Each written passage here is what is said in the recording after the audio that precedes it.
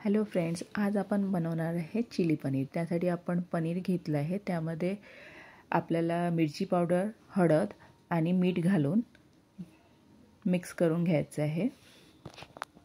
त्यानंतर कढईमध्ये तेल घालायचं आहे आणि पनीरला फ्राय करून घ्यायचं आहे।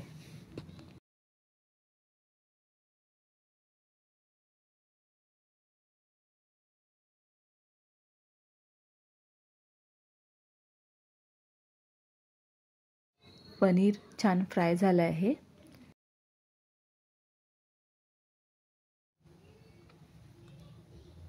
त्याच कढईमध्ये आपल्याला तेल घ्यायचं आहे आणि त्यामध्ये चॉप करून लसूण टाकायचं आहे, मिरची घालायची आहे, त्यामध्ये बारीक चिरलेला कांदा, शिमला मिरची आणि बीट घेतला आहे मी यामध्ये। छान फ्राय करून घ्यायचं आहे। त्यानंतर आपण त्यामध्ये सॉस टाकूया।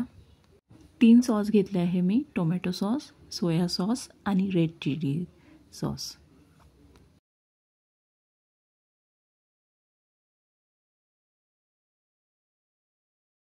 मिनिट झाल्यानंतर त्यामध्ये आपण फ्राय केलेलं पनीर घालूया।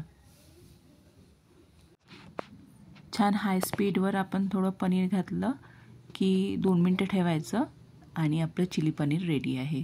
खूप टेस्टी असं बनतं। नक्की ट्राय करा आणि माझ्या चॅनलला सबस्क्राईब करा। थँक्यू।